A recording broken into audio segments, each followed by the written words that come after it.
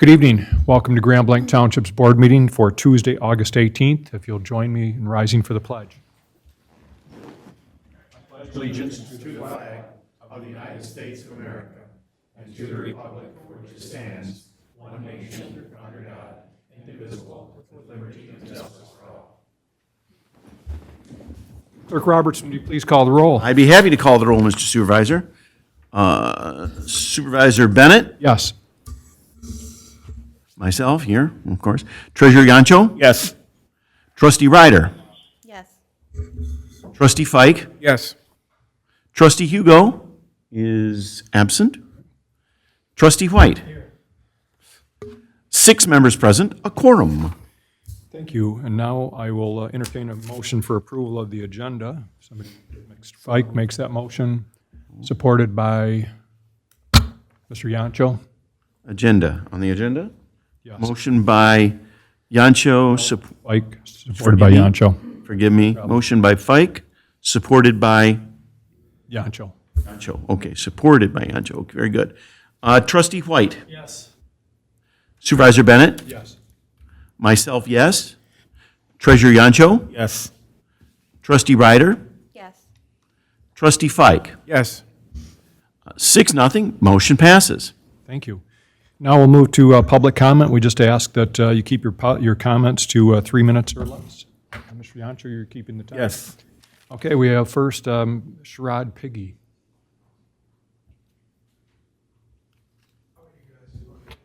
Good evening, and just a reminder, if you can speak in, make sure the microphone, you can speak into it, because otherwise it doesn't really pick up. I'm sorry? Can I pass some literature out? Sure, if you bring it to me, I'll pass it out. Thank you.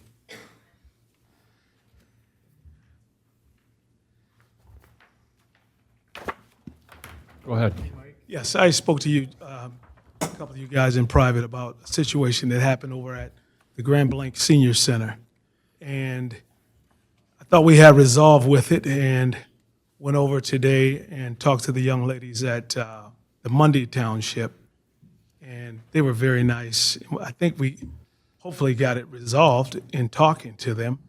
And we're doing a free senior education for AI.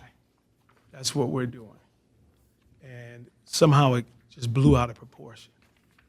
And, you know, we don't want any problems with any of the, the senior centers or anything like that. We're just giving away free information. And again, we're forced to do this, through the courts. No other way. We don't want it to be that. We give away senior centers information free all over the web. And it's just a travesty how it turned out with Misty Moore. And, talked about it, and I've, I just don't know what else to say about it. I mean, the ladies over at Monday, they were very, very nice today. Very, very nice. And they took care of the situation. They put a picture up, and they agree with me, hey, look, we take it down, no problem. It's just something that shouldn't have happened. And I'm just hoping we can get resolve on it. That's it. Okay. Thank you. Yeah. Thank you. Thank you.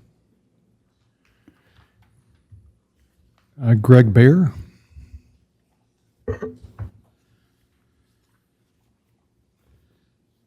Good evening. Hello, I'm Hello. Greg Baer. If you can pull the microphone down, that'd be great. Thank you. Well, thank you. Perfect. I'm a resident of Grand Blanc Township and also the president of a homeowners association of 53 units in the Woodfield development.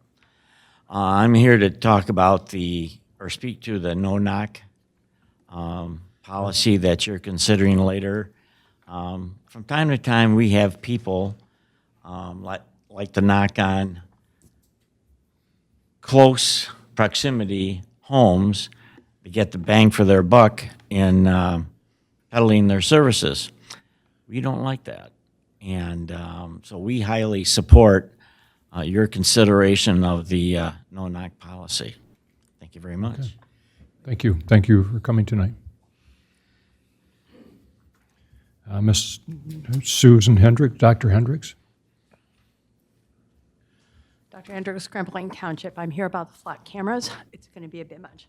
On June 29th, the Supreme Court Chaudhry decision affirmed the right to a sphere of privacy.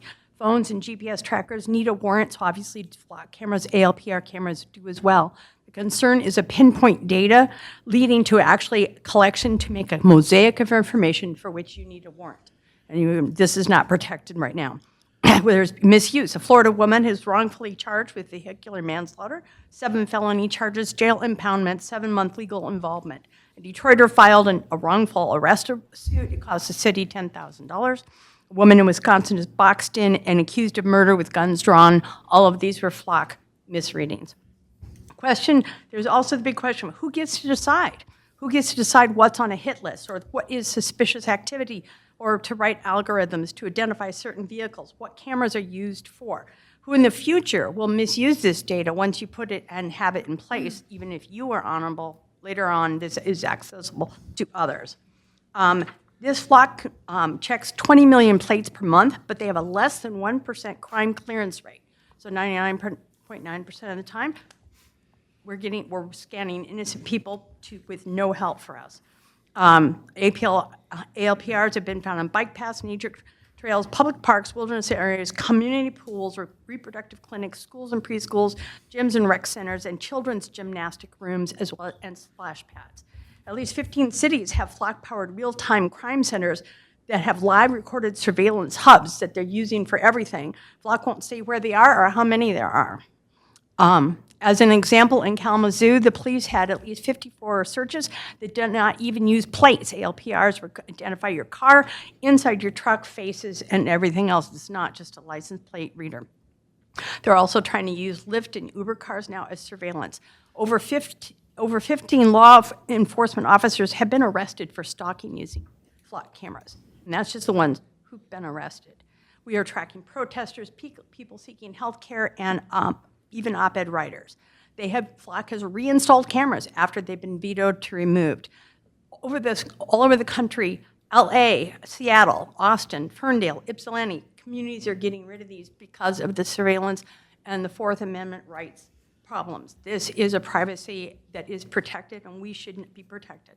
So I'm asking you to please stop this unconstitutional surveillance of our residents, protect us from unreasonable search and seizure, help stop the surveillance state that is quickly being created, and we should be solving crimes, not monitoring everyone to see if they're committing a crime. Also on the data center moratorium, 30 seconds. please continue that because of noise, electricity and water usage issues.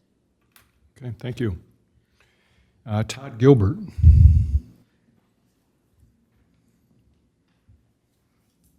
Good evening. Good evening. Todd Gilbert. I reside in the Pines condos off of Belsey Road here in Grand Blanc Township. I wrote you all an email, and I'll just read it, and I'll paraphrase some of it. I'm a Grand Blanc Township resident, and I'm speaking as a Grand Blanc Township resident regarding the safety and security of our community, a community that I've chosen to make my home, a community which I love, that has done so much for me personally that I can't even express it here tonight. One of the main reasons people come to a community like Grand Blanc Township, your 2024 community survey provided some answers. The obvious is there are basically two main reasons people come to a community. That's schools and safety. Who provides the safety? The men and women who work at your police department. Living in Grand Blanc Township, I've been proud to say, pick a street, pick a time of day, and I'll send my loved ones down it. I want to continue that. This from a community who is a mere few miles from one of the most violent places in the country. Let's not forget that. A simple fact, criminals fear committing crimes where they have a greater chance to get caught. Currently, that place is Grand Blanc Township. I noticed that on tonight's agenda, flock camera renewal, like many new law enforcement technologies that have presented themselves over the years, people are at first ill-informed and scared about something they do not fully understand. Some examples of this have been in-car computers, in-car recording systems, pepper sprays, rifles, tasers, and drones. Flock is simply another tool for law enforcement to use in order to effectively and efficiently solve crimes and to keep communities safe. As a resident of Grand Blanc Township, I am encouraging you as my elected officials to vote yes to renew the flock camera system. Every single law enforcement employee that's hired to police my community is provided with a level of trust. We trust them with access to many sensitive documents and information about people and their private lives. We provide our officers with firearms, tasers, batons, and trust them to use them in accordance with policy and the law. We trust them with these tools to get the job done. Each tool has a policy that governs its use and punishment for its misuse. Flock is no different. It's simply another tool. It relies on you, the elected official, and we, the residents, to trust our police department. Not giving the men and women of our police department access to this tool is sending a message to them that we, the elected officials, want you to do a job in keeping our community safe, but we don't trust you to give you all the tools to get the job done. 30 seconds. Imagine another profession and say like a carpenter, and their supervisor removes the nail gun, electric nail gun, because somebody in some other community misused it, and they have to use a hammer and a nail. This boils down to trust. Please do not tie the hands of the men and women you have trusted and employed to keep my community safe. Currently, as an elected official, as a crime occurs, the public asks you if you've done everything possible, affordable to solve that crime. Your answer can be yes. A vote no, you can't say that. Time. Thank you. Thank you. Okay, seeing no further public comment, we will close public comment, bring it back to the board here, and I see recognition on the agenda. No? Okay. The consent agenda, Mr. Supervisor. Okay, just want to make sure I saw it on there, but at this time, I'll entertain a motion for approval of the consent agenda. So moved. Motion by Mr. Yancho, support by Mr. White. Yancho, motion, supported by White on consent agenda. Trustee Hugo is absent. Trustee White. Yes. Trustee Fike. Yes. Myself, yes. Supervisor Bennett. Yes. Trustee Ryder. Yes. Treasurer Yancho. Yes. 6-0, motion passes. Thank you. Item 7, under old business, our strategic plan update. We received a positive vote as we spoke at our last meeting with regard to the Parks millage. Mr. Kimmer? All right, let me get these.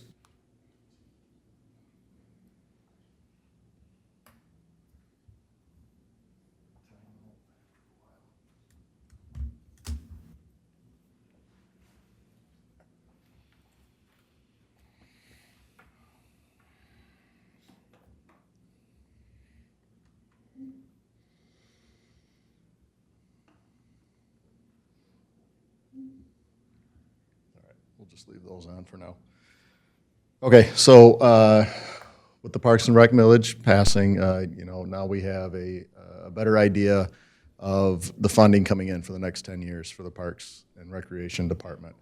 One of the options that I would like to share with you guys and run by you guys, kind of as a little discovery session right now, is when we put together the spreadsheets identifying the projects that could be accomplished with the $500,000. We identified the soccer fields on the north end of the park needing some improvements, new irrigation, reseeding, re-leveling. We also know that we have parking issues there at the north end of the park. We rent out those fields quite a bit to Grand Blanc Youth Football, Youth Soccer, Youth Lacrosse, various organizations, and oftentimes during the weeknights, we run into some parking issues out there with the amount of people that are out. We've also identified needing some sort of an extra restroom facility or concession facility up near the soccer fields. Most importantly, sanitary sewer. We know that we need sanitary sewer to make these improvements happen up on the north end of the park. And I just lost my TVs. There we go. So one of the approaches we can take, we know we have an estimated amount of money coming in every year for the next 10 years. So we could attack a few of these items at a time over the next 3, 4, maybe 5 years. Or one of the possible routes that we could go would be to issue bonds. And essentially the benefit of that, of issuing a bond, would be that we could get all of these items completed at the north end of the park within one construction season, instead of having to go back through 2, 3, 4 years at a time, tearing up various areas of the park. So this here is just a conceptual plan. Obviously, we would put it out for design, put it out for bid at some point. The timeline on this could possibly be that we, issue bonds in 2027, looking at a construction season of 2028 to complete these improvements. So right now, we're not making any financial commitment to that. I just would like to get some direction, have a discussion about this, if this is something that we possibly want to explore, and to utilize those millage dollars to make those bond payments. And we could, get this north end revamped done within about a year or so. So, Mr. Kimmer, would we be looking at using the entire proceeds for the 10 years to do this, or would it be only a portion of it? It would be only a portion of it. Rough estimates that I have on this could be in the $3 to $4 million range. Currently, the half mill brings in about $900,000. So no, we would not be looking at the entire proceeds Maybe of 4 the years bond. worth So- of proceeds. Correct. Yes. But it would get the work done up front. But it would get a substantial portion of this work done up front within about a year's time, instead of, again, having to go back and tear up the park, Right. 3, 4 years in a row. So it's going to take us probably, like you said, it'd be 2008, which that's 2 years from now before we really, 2028, Mr. Supervisor? 2028, before we would actually begin construction. So that'd give us a couple of years of Correct. putting money aside from the millage. Correct. So in reality, by the time the construction was completed, we'd probably have maybe a year and a half, 2 years to pay on that. Correct. And then we'd have another 6 years to collect the millage to do additional work. Yes. So, again, just kicking the tires on this, seeing if this is a route that you guys would want to explore, and we can look at it further. Obviously, cost estimates and. One advantage is that I don't know where construction prices are going in the future. Obviously, I don't have a crystal ball, but I know we've They seen don't go down. they're not going down anytime soon, I don't believe. Depending on what the interest rate is, which we're still getting pretty good interest on bonds that we put out there, it might behoove us to save some money by doing the work in 2028 as opposed to waiting. Yes. Any thoughts from other board members? I say put together the proposal and let's take a look at what it would cost and see. I mean, does anybody object to that? Clerk Robertson? I have no objection. I just want, my only point was we've had, from our prior conversations, Matt, we've talked about the necessity for the sewer systems. We've got to get that taken care of. The current situation is untenable with having to empty septic tanks on every weekend or Correct. every couple of days. Yeah, when we host large softball tournaments on the south end of the park, we do have to get the septic tank pumped every morning prior to play beginning. So there are some sewage capacity issues in there when we get pretty full out there at the park. I like the idea of a proposal or that is all-encompassing, so that we can use the monies that we've now been given to our greatest advantage as efficiently as possible. And hopefully we would also address some parking up there too, that maybe some closer to the pavilion. I don't know if that's possible, but right now everybody has to park over by the fields and Yes, correct. So one of the items on here too, and I know we talked about this a few months ago, the current multi-purpose field that's next to the North Pavilion, we did discover that it wasn't the best material and best soils that were utilized over a decade ago when that field was put together. So we know we need to address that. Our biggest concern on that is if we were to replace that with another multi-purpose field, we'd be looking at the same issues of parking, shortage of parking up there. So quite honestly, I think the best utilization of that space would be to assign that to a parking lot, develop some sort of parking lot there. And then further north of that, we would keep that as an open space for now with possible future development at some time. Could be future fields, could be, you know, any other infrastructure we would want to add on later. Might be nice just to keep it, Could be just too. natural green space too, absolutely. We don't have to develop Yeah. every piece of the Right. park. any other thoughts, Mr. White? I mean, I like this idea, but this wouldn't address anything for the septic issue for the softball fields, right? That's a completely separate. So I could have this proposal built with the entire, I know on the map here, I'm just showing sanitary sewer up until this point only. We could build the entire concept to extend it to the south and address that at the south pavilion and the existing restroom Because facility. I guess if I remember correctly, maybe I'm misremembering, the sewer idea previously was to come off of Grand Blanc Road, right? Not completely through. Not from Reed. How much extra would this cost to come from the north versus the south? Well, the one we talked about previously, about a year ago, that was coming off of Reed Road, and that would be, further extending it down here. The full rough estimate at that time was around $2 million.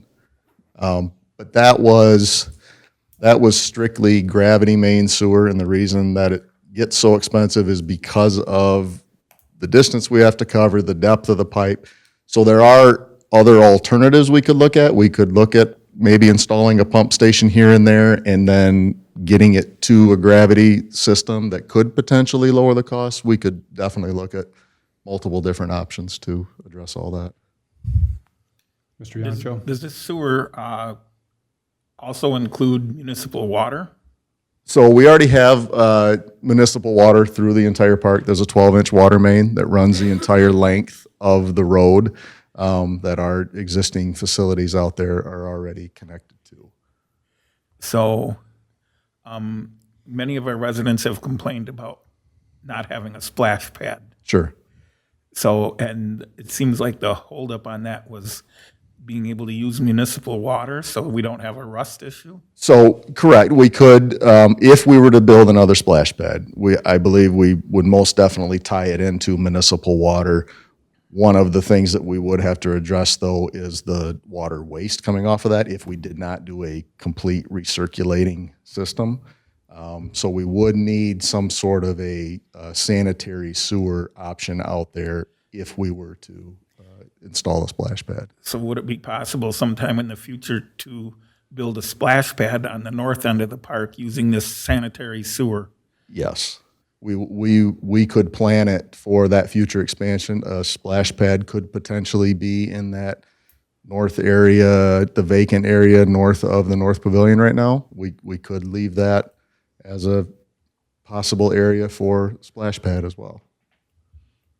Thank you. All right, I think it's a consensus of the board that we'd like you to put something together, Mr. Kemmer, in terms do. of All right, thank you. that, what you were talking about. Okay. Thank you.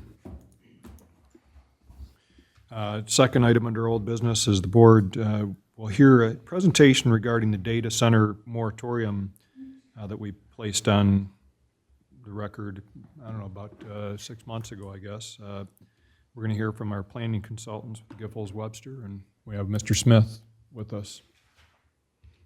Good evening. Good evening.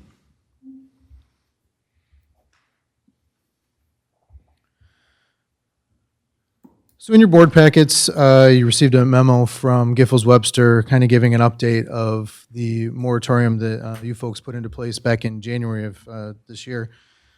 So with me today, I have Andy Amat. He's our planning consultant with Giffords Webster. And the reason why we're here is to give you an update of what the Planning Commission, myself, and Giffords Webster have put together over the last few meetings, and trying to define setbacks, scalability of these data centers, and where zoning districts would apply for data centers. So I turn over to Mr. Amat. Mr. Smith, I know there's, looking at the packet, there's lots of details there. I'm sure we're not going to go through all the details tonight, but are we going to get kind of the 3,000-foot view of this? Yes, sir. We're looking for direction from the board. The Planning Commission, myself, and Giffords have kind of put together what we feel is sufficient. If it is sufficient, we can move forward with it. If there's changes, if there's items that we would like to change, add, remove, we're looking for recommendations. And we are going to plan a meeting between the board, or with the board, and a joint meeting with the planning commission to talk about this as one of the topics as well, right? This one and for the future master plan update as well, yes. I just want to make sure our board was aware that we don't necessarily have to decide all the details tonight. This is just kind of a broad Yes. overview of what your group, your planning commission has put together already Absolutely. to start looking at. We asked that, we didn't want a hard and fast proposal brought to the board. We want this to be a give and take that, and I know it's an awful lot of information to consume in a few days, so Absolutely. we want the board to have a chance to look at this. This isn't our final review of this before it's put into ordinance or what have you. It's just basically beginning of a conversation. We asked the planning commission to do some research, well, not just some, but extensive research on this to see what their recommendations are, and basically this is kind of a snapshot of what they have so far, and so. We've pulled from other communities and to see what they've already done and what has worked, what hasn't worked. So we're kind of trying to bring all that into one and trying to make it our own. Right. Mhm. Yep, okay, go ahead, I'm sorry. Thank you very much. Good evening, Township Board. Thanks for having me here. I'm Andy Amont with Gibbles Webster. First of all, I'd like to just kind of set the stage real quick. I have about 7 or 8 slides real quick that I can quickly run through and then open this up for any questions. So really, what here is the data center growth in our society. AI is a huge impact here on why data centers are popping up, but data centers have been around for quite some time. They've been around because of cloud storage. So like on your iPhone, you have cloud storage. I assume you save pictures and other materials into your cloud storage sometimes. I have quite a bit of dog photos in there myself, so I do use this. And so a lot of people have been using cloud storage for a while, so they've been using data centers essentially for some time. It's really grown recently with the AI expansion, and that's why we're seeing these huge hyperscale data centers, is because the industry is really banking on this expansion.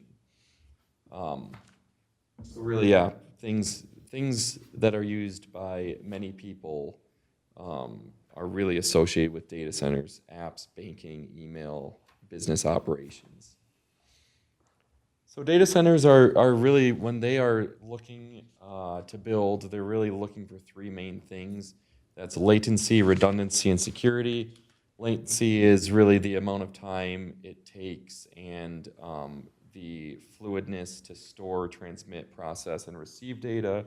Redundancy is creating a system that works flawlessly, uninterrupted in retrieving, storing data, processing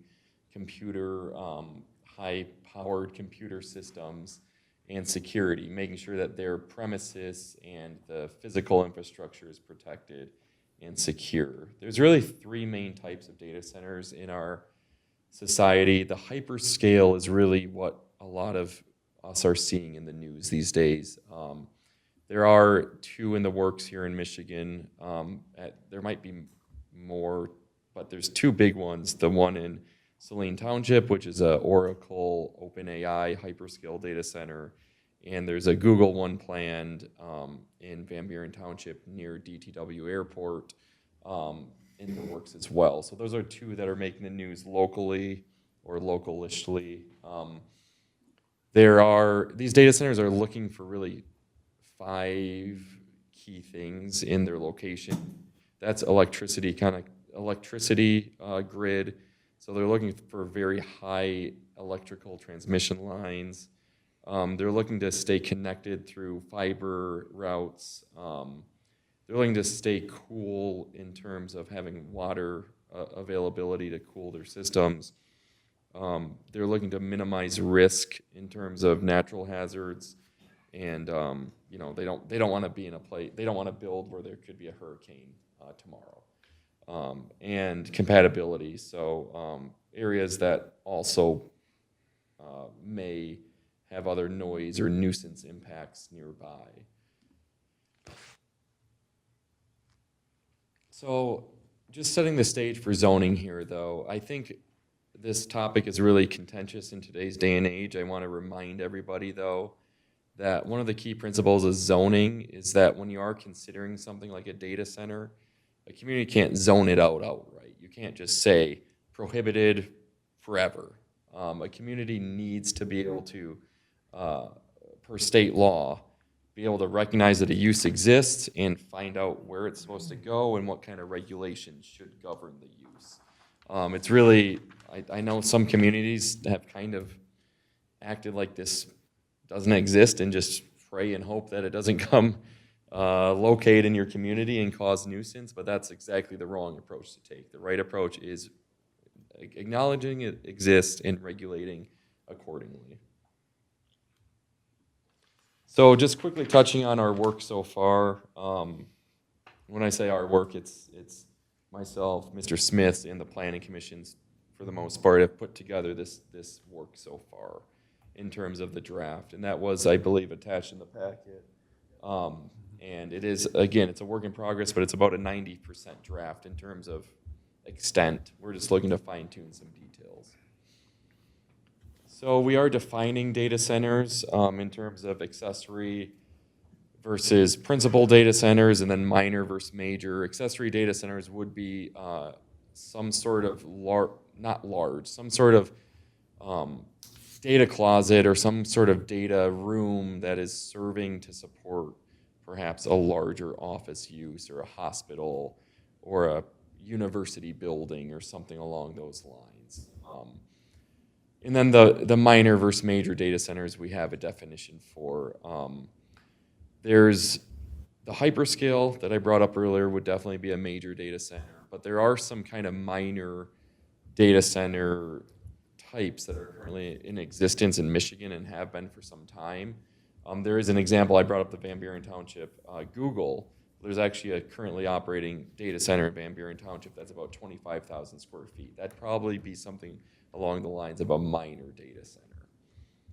And then one key thing that we're doing in this ordinance is, because there's been some feeling that if you just call out really strict standards for data centers specifically, but don't also apply those standards for perhaps other really major, perhaps noxious industrial uses, you might be deemed discriminating against the data center land use, but not applying the same type of scrutiny and standards to other very noxious large-scale industrial uses.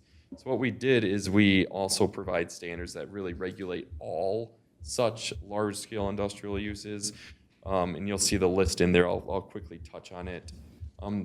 That's why we're doing that, so that a data center can't say you've picked on me, you've really zeroed in on my use, and you're unfair because there's this other use that does those same exact things in terms of sound and noise and emissions, and you're not regulating them the same way.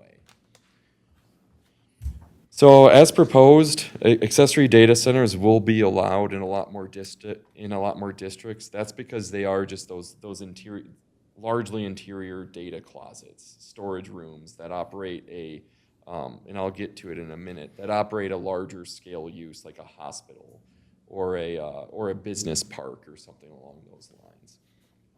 Then there's the minor data centers, and those we're proposing to permit in the I-1 and I-2 zoning districts. And then the major data centers, the hyperscale data centers, we're really proposing to only allow those in the most intense industrial district, the I-2 district, and that's as a special land use, meaning that planning commission can give scrutiny and put conditions on the use, perhaps, as part of the review. And in terms of some of the meat and potatoes of the standards we're providing, we are asking that data phasing details are shown as part of the site plan review, so that there's a general idea on how the use may expand over time. Also, putting some equipment in terms of outdoor equipment restrictions in place and water-specific standards in place. That the water-specific standard is actually what Planning Commission asked for. It's requiring a closed-loop system. There are pros and cons of the different systems in place. The one pro with a closed-loop system is that It'll save on water. The one con is that it might require a little bit more power to run the system. And then standards for accessory use data centers. Again, those storage closets. So there's an example. I have a link here. It can be shared with anybody afterwards. But there's a accessory data center as part of the University of Michigan Hospital. And what they have noted is that their little storage closet, and it's not little, it's probably pretty decent size, it's in their hospital, but it actually accounts for 72 million filing cabinets worth of information. So that's why a lot of businesses, a lot of hospitals and uses like that rely on storage closets, which are accessory data centers. I'm just going to quickly touch on this. The one thing that we've really honed in on is the setback. Planning Commission really wanted a rather large setback. So what we're at right now is a 500-foot setback from the I-2 property line to a residentially zoned or used property line, with a 100-foot reduction ability if they are on the other side of a major road or a highway or something like that. That's probably already producing a lot of noise in itself. We have parking standards. We have public safety standards, and part of those public safety standards include pretty stringent fire and emergency response plans. We document the type of outside agency approvals that are required. Decommissioning has come up. Decommissioning is when one of these perhaps goes obsolete, what the township can require out of it in terms of like returning certain things back to a natural condition or removing certain structures.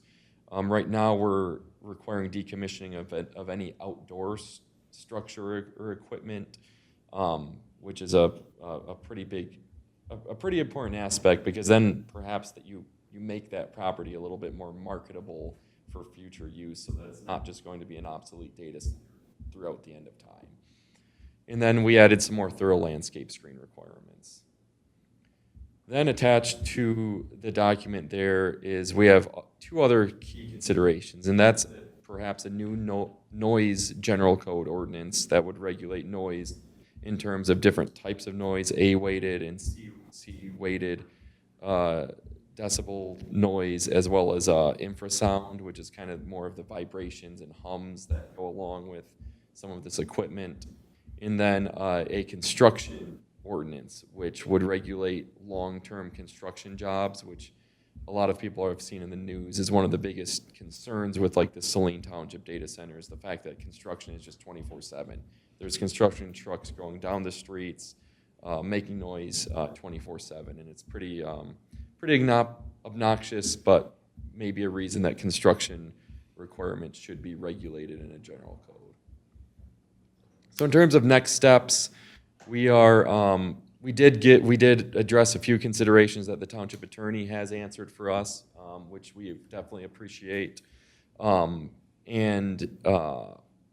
township administration is currently working on kind of fully understanding and fully considering the noise ordinance, especially was my conversation with Mr. Smith. Just understanding the impacts of code enforcement in terms of the really strict, really thorough noise requirements. That would take probably an update to equipment and education in terms of regulating that way. And we're just looking to refine a few things in the draft to the Planning Commission. Like I said, this is probably a 90% draft, and we're just looking to finally kind of close the loop on all of Planning Commission's lingering concerns. And then, yeah, work towards a final draft amendment and perhaps a Planning Commission public hearing at a meeting this fall. That being said, I'm happy to answer any questions. So when we look at, if we were to go with this today, what was completed with the I-2 and I-1 districts, I don't know that we have the room for any type of the hyperscale type facilities, do we? I mean, unless we cleared property, I would guess. Well, But that's the thing, is if somebody wanted to come in and level buildings, that's about the only way in some of these zoning districts. I mean, you've got, in the I-2, the biggest thing we have right now is the GM plant. It's only being, I don't even know if it's half utilized right now. So if GM ever decided to sell that plant, that would be the perfect place to put it, being in the heavy industrial zoning district, yes. Right. But when you're looking at 500-foot setback, I'm not even sure they have a whole lot of room, but And, and in addition to what they said, there's also the ability to ask zoning. And so if they, if a developer did believe that there was another property that was suitable, they could ask for it to be rezoned for I-2 to be used for that. which would take board action, but, you know, maybe there's some farm fields or something like that that somebody could try and rezone. Potentially. Okay. So the smaller type, I'm sure we have the smaller ones now. I mean, we have some large institutions in our community that, I mean, we have a data closet that is getting bigger each year, but. I'm sure Henry Ford has one somewhere. Right, yeah. So, anyways, Mr. Fike?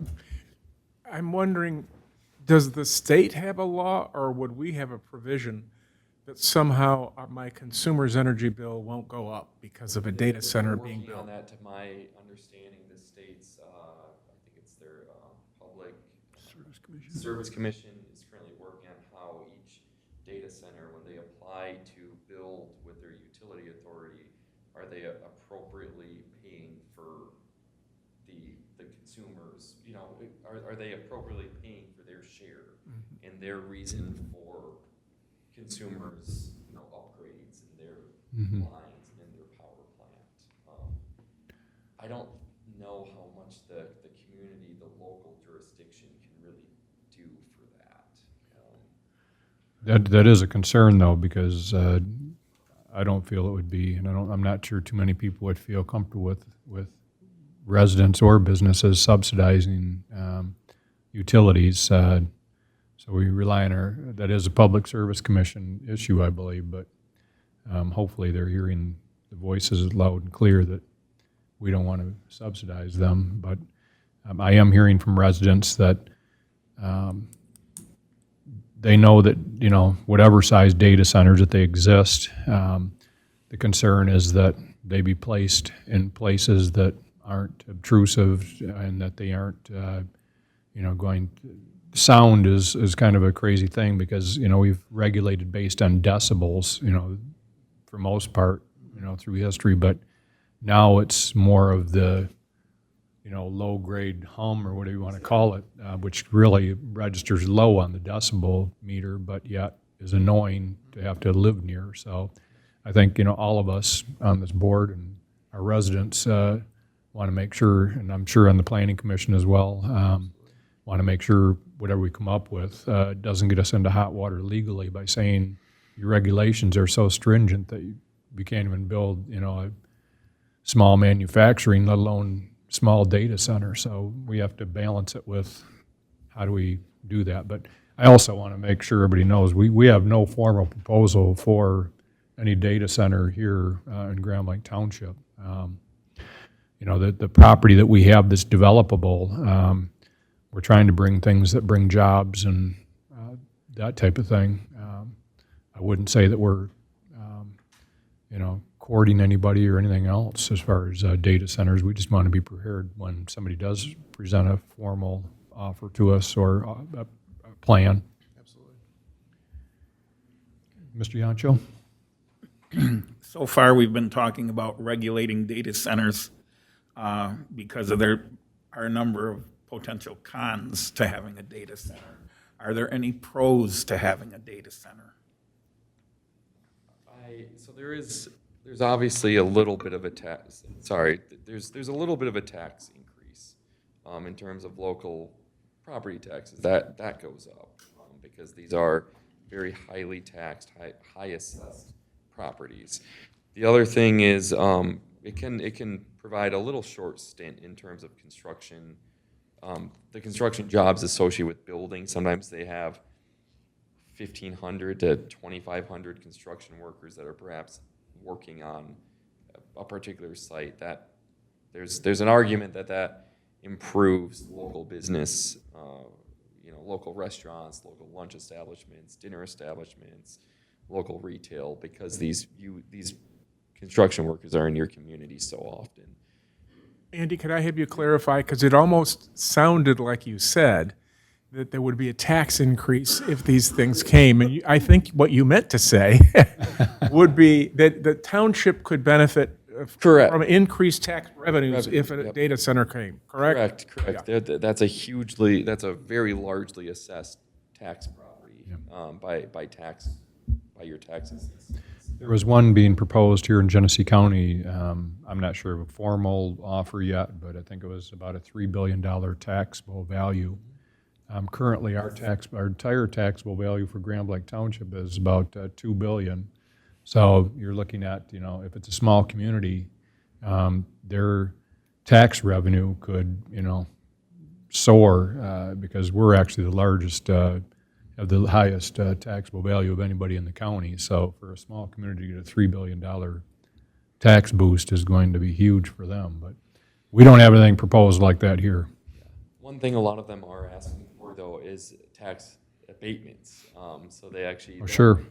So there's a little bit of a balance and a little bit of a, not a game, but a little bit of a measurement to do is they, a lot of times they come in and say, we're going to raise your tax revenues, but then they'll say, but we're going to apply for an industrial facilities tax exemption, which then cuts it in half or something along those lines. Some of them, forgive me, are also those saying that they would be agreeable to a community benefits agreement, so that, if they didn't get it in the taxes, they would get some kind of, all right, well, then we want a new fire truck, or we want this, built into the agreement with the data center. And I don't know, and that's a very good point. I don't know the IFT laws enough. I don't know if an IFT, industrial facilities tax exemption, automatically allows you to get into a community benefits agreement. I would maybe defer to Mr. Yonto or Mr. Smith about that.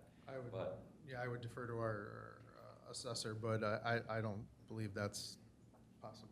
Yeah. That's an agreement with the township board. So what's happened in Saline Township has all been voluntary, with a lot of litigation going around it. I am the Saline City attorney, not the Saline Township attorney, by the way.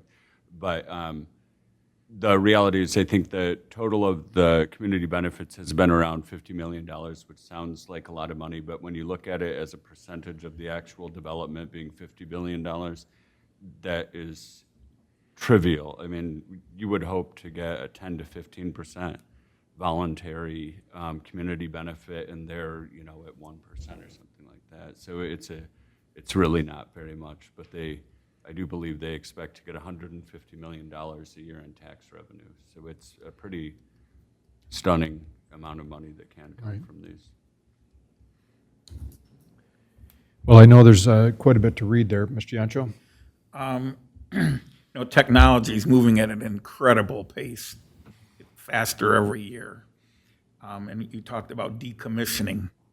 Do we have any suggestions or ideas or prophecies about how long data centers are going to be required? Are we going to start using satellites? Are we going to? That's a great question. I think that's on the top of everyone's minds. I think there's been some indication that some of these might only have a lifespan of 20 years. And that's what I've heard in a few educational webinars and resources I've had, is just because you make the exact point. Is this way of technology that they are operating under what they will continue to use into perpetuity? And I think a lot of people don't think so. A lot of people think that the process is going to get more efficient in terms of not needing so much space. So one of the big concerns is that these things are huge right now. Are they always going to be huge? And are they always going to be on our land and using the resources the way that they are currently using them? If in the future, upon decommissioning, can we require, or could we require, that the building site be leveled or returned to normal, or? That's a very good question. I think we talked about it briefly with Attorney Chubb. The Planning Commission did want that in their development of the text. They did ask that we include decommissioning of the entire building and the structure itself.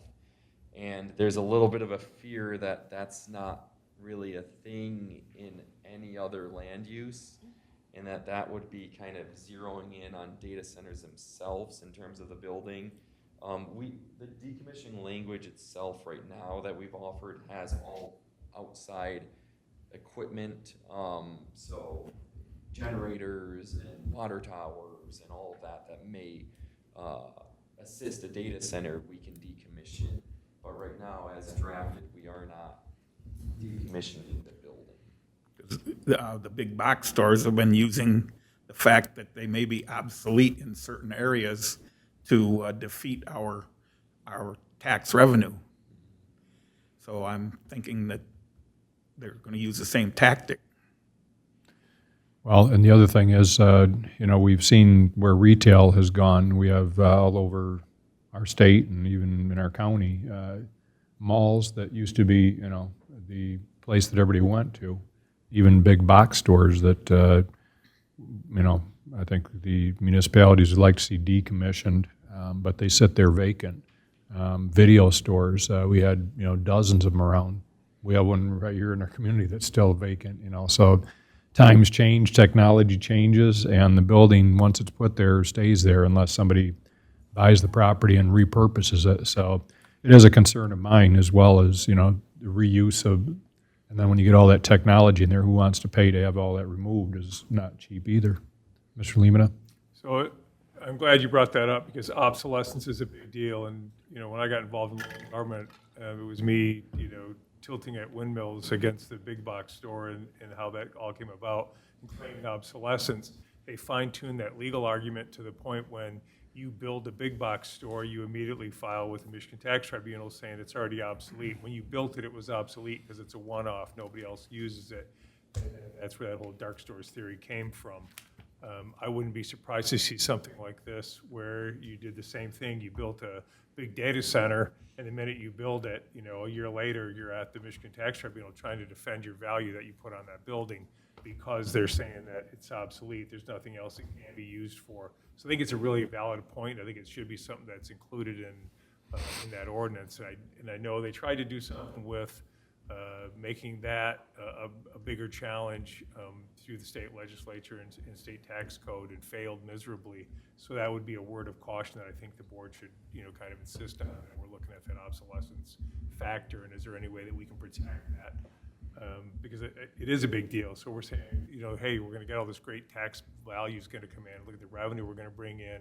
And 1 year into it, they already come back. And again, I was involved in some of these cases all the way to the state Supreme Court, where they came in and built a $10 million building on a $4 million piece of land, and immediately came back and said it's worth less than the price of the dirt because you have to tear the building down. So 1 year after it's built, they're arguing that it's worth $3 million, and they prevailed in the Michigan Tax Tribunal.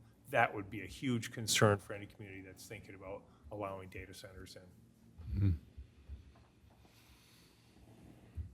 Okay, Mr. White? Just a couple. This is not a comment on the draft ordinance. It looks well-researched and all that. But I have to say, I'm not sure it's really worth the paper it's printed on, because it seems Mr. White, like if you could state- pull up the microphone. Yeah, it seems like we're going to have state legislation coming on this topic in the near future that could basically everything that's you've written down could more or less be worthless. So I'm a little confused on, whether or not we should even really be proceeding at this point, given that state regulation seems imminent on this. We have a few more months for the moratorium, and I would defer to council on whether or not we could just simply, I don't want to say kick the can, but enact the moratorium for another year. I know we can't do that forever, but I know Lansing, and I work in Lansing now, I know they prided themselves on passing the least amount of legislation ever. But this is the sort of area that this is a pretty bipartisan issue. And frankly, it's bipartisan because nobody trusts these companies. Like you said, any wiggle room we give them will screw us out of tax revenue. There is no doubt in my mind, I do not trust any of these developers whatsoever who want to bring in these data centers. So we need to be absolutely airtight. And if that involves waiting for the state to give us a little more latitude, then I would be all for that. Do we think that? Go ahead, Mr. Chubb. Sure, yeah, and what I think we need to do is, first of all, as it relates to the moratoriums, courts have agreed on their enforceability depending on whether you're moving forward with a final solution. And so waiting for the state to act when they have talked a lot about it, but there's nothing pending right now, I would rather we enact this and then we modify it if and when a state law comes into play that would limit our ability or preempt our ability or perhaps increase our ability, because that's the other piece of it is Wixom is the first community that I've seen adopt a comprehensive ordinance related to data centers or change their zoning ordinance to further regulate them. They put a 2,750-foot buffer on several other limitations. It was challenged immediately, not surprisingly. That's more than half a mile. And it essentially zoned it out of the community, which we know you can't do. And so what we're looking at with these numbers, when we look at 500 feet, we talked about 1,000, we'd like 1,000, Planning Commission would like 1,000. I think we really are hoping that we'll get some court decisions back that talk about our ability and just see how that meshes with any state laws that are subsequently enacted. Okay. Mr. Robertson? Yeah, I think that Trustee White is correct when he says that legislation may be imminent on this issue. I still think the exercise and the work that you've done is valuable because it demonstrates that we're trying to stay on top of an issue that's an evolving issue. I do remember the big box store issue and the dark store issue. One other variable that you may remember in that equation was that they would argue for lower tax rates based upon deed restrictions that they themselves had put on the property as a condition of sale, and then argue that the value was diminished because of their own deed restrictions. So that type of sleight of hand may be precedent setting here as well. I don't know, but I'm glad that we've engaged in this exercise and I think we should take a wait and see attitude, but be ready based upon the information that we gather after the legislature does whatever the legislature chooses to do, whatever that might be, and we're never quite sure. I'm kind of confused if you're saying wait till the legislature acts. Well, I think, no, my major point is that I think Trustee White is right when he says that there's legislation coming or potentially imminent, but I still think there's value in what Giffords-Webster has provided for us, so I'm glad that we've engaged them for this purpose, but we don't have, if I understand Attorney Chubb correctly, we don't have to finalize anything right away because the courts recognize that we can maintain a moratorium if they see that we're forward-looking in our approach. Am I correct in my understanding? Yes, but that has a limitation. I mean, I think I've seen 1 year as being determined to be justified by the courts. I would caution against going past the 1 year that we currently have without having pretty finalized implementation for the ordinance. Okay, well, thank you for the clarification then, thank you. And what was the date of our implementation of the? January 20th. January, so we have to the end of the year, but yeah, I appreciate us moving through this and actually honestly doing the research and not just going through the motions, but we actually are looking at what is something practical that we can implement. I think, it's wise to be prepared in case somebody does come to us. I want to make sure we either have something in place or we're on our way to having something. I would like to see the legislature act, but I also know that they don't always do things in the time frame that I would like them to do either. Right. So we've been waiting for legislation on solar panels for years, and we still don't have those either.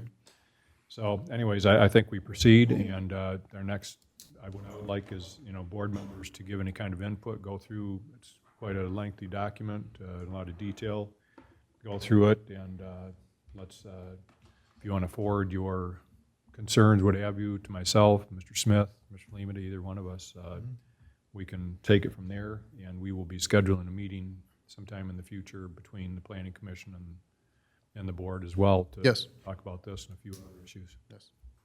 Absolutely. Okay, thank you, Andy. Thank you. Yep, thank you very much, Jeremy. everybody. Okay. Number 8, new business. The board will consider a motion for a 12-month renewal of 20 flock ALPR cameras for $67,500 and authorize the township superintendent to sign all related purchase orders and contracts. Evening, Chief. Good evening. Community trust is huge for this police department. And we do have a lot of community trust in this township, and we never, ever want to compromise that with this police department. I'm extremely proud of serving alongside our men and women who are responsible to maintaining that trust in this township for our police department. Let's face it, not everybody wants to be a police officer anymore, and they can't either. So, but I'm extremely proud of them because they go out every single day and catch bad guys. And they do it respectfully, with compassion, empathy, and all within the Constitution. To this date, as I stand here before you today, there's actually been no case law that says ALPRs are unconstitutional. If that was actually the case and they were ruled unconstitutional, I wouldn't even be standing before you today for a renewal. They'd already be down. So, because that's how much we respect the Constitution as well. So, and these men and women do that every single day. So let's talk about criminal accountability. I've said it before, I've been public about it, whether it's our pursuit policy or things I post on Facebook, through the department's webpage. If you commit crime here, we're gonna hold you accountable. So there's several cases of violent crime that happened within this township within the past 2 years since we've had our FLAC program, that we were able to hold criminals accountable for their actions. So I'm going to talk about some of those just for a minute. We have 40 of them that are documented within FLOC. And that number is actually a low number because it took some time for us to navigate the software system and actually get our officers to continuously document the outcomes within FLOC.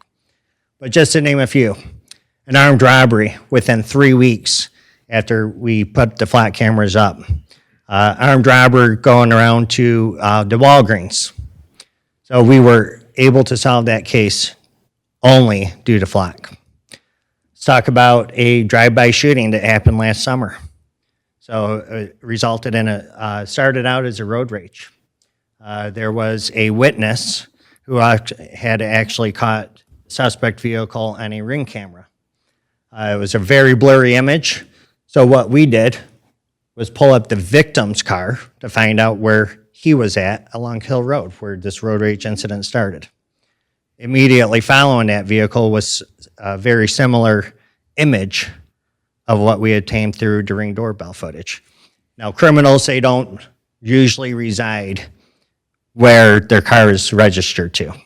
So we are consistently checking for that particular vehicle, which was in a local apartment complex. We were never able to find it. So we looked for a pattern of where that vehicle was hitting every single day. And lo and behold, it was hitting over at Grand Traverse in Bristol. So we sat up the next morning, 6:45 in the morning, and stopped that vehicle with the suspect in it, retrieving a handgun that was fully loaded, that was actually used in the commission of our drive-by shooting, and he's a convicted felon on probation. That young man is currently serving 2.5 years in prison, and that was due to FLOC. Most recently, carjacking in the city of Flint.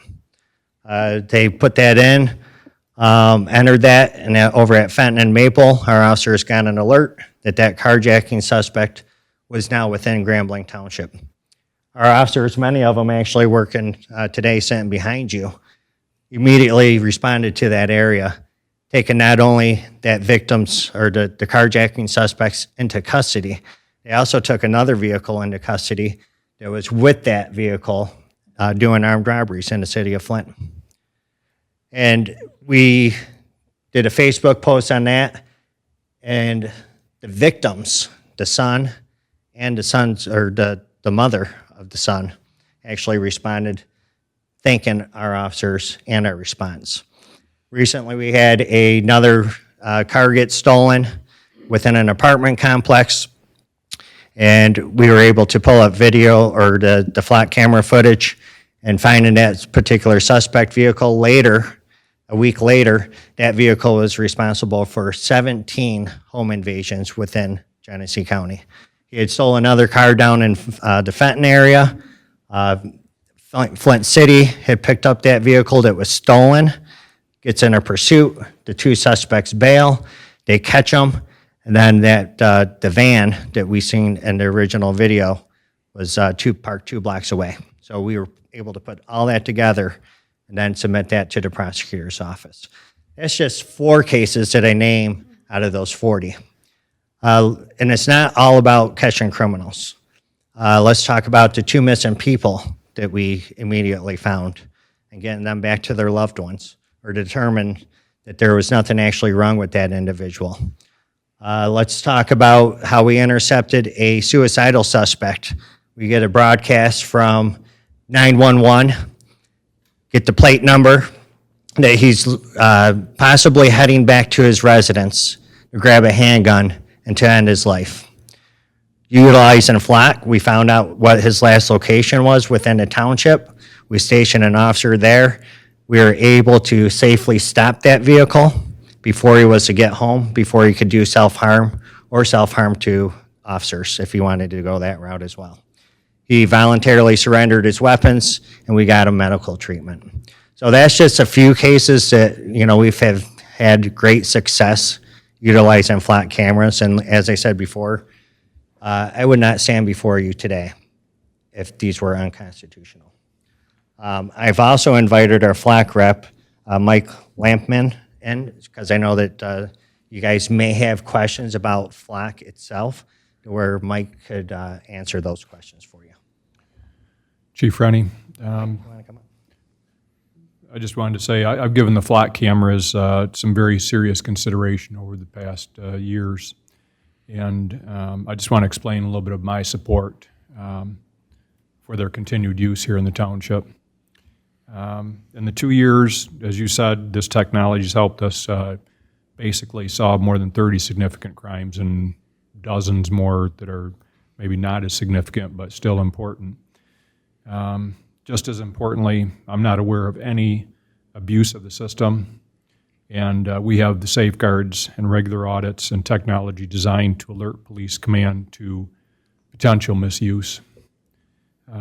When LEAN, which is Michigan's law enforcement network, which put plate numbers into whatever, and still have to even with the flat cameras, you have to put you have to use LEAN to track down whose car it belongs to or whatever.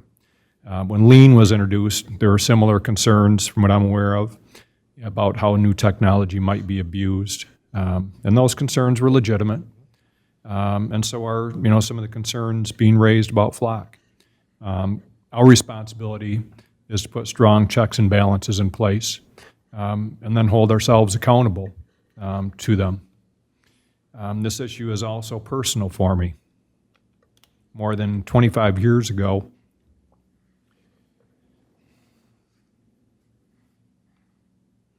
in a nearby community when my kids were little, very young. I don't talk about this very often, but we experienced a terrifying home invasion.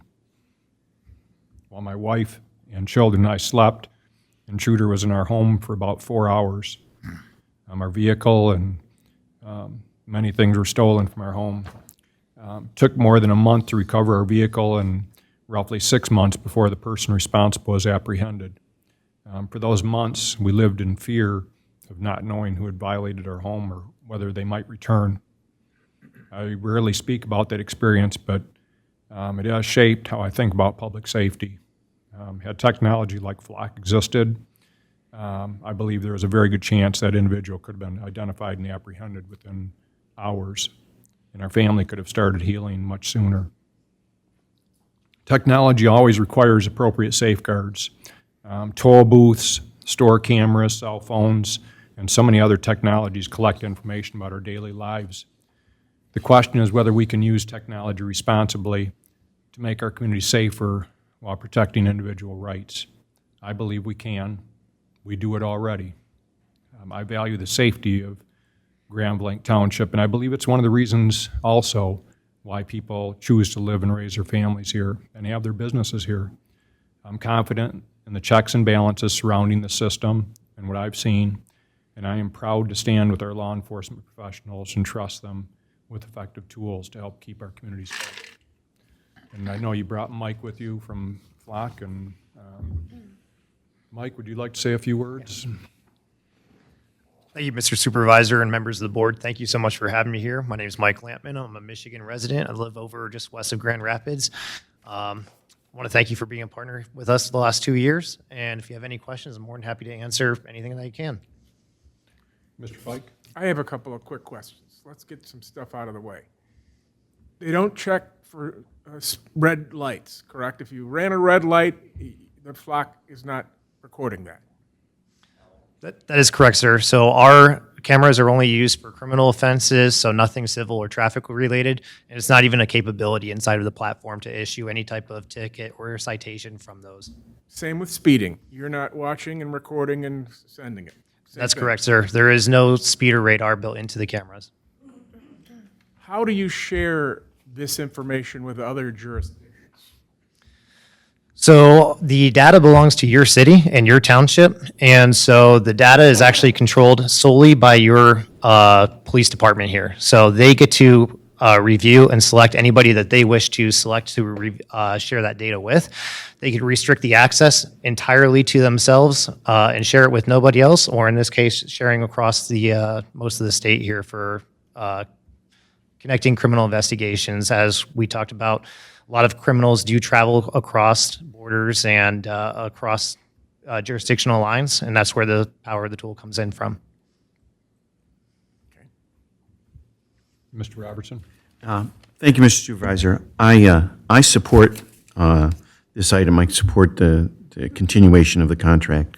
As was mentioned in the public comments, we are a suburb of Flint, Michigan, which unfortunately is one of the most violent cities in the United States of America. A lot of reasons for that, but it's just a reality that we all accept. That concerns me greatly. Chief, you spoke to a number of examples. You've provided a spreadsheet of other illustrations of how it's been beneficial to us.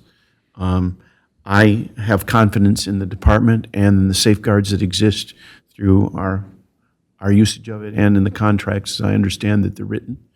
One question I did have is, can you speak to the deterrent effect of having these cameras as far as law enforcement is concerned?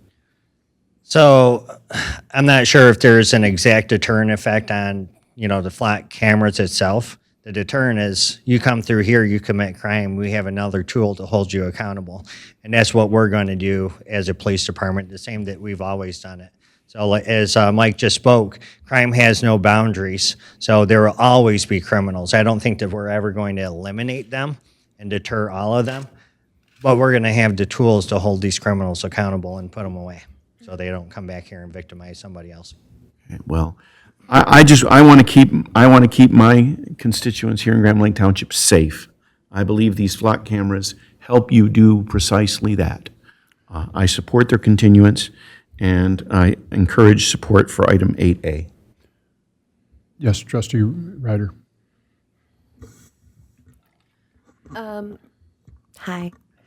I just want to start by saying that someone in my family was the victim of a violent crime within the last couple weeks, and I have worked with our police department since then, and there's really none better. So I fully trust our police department.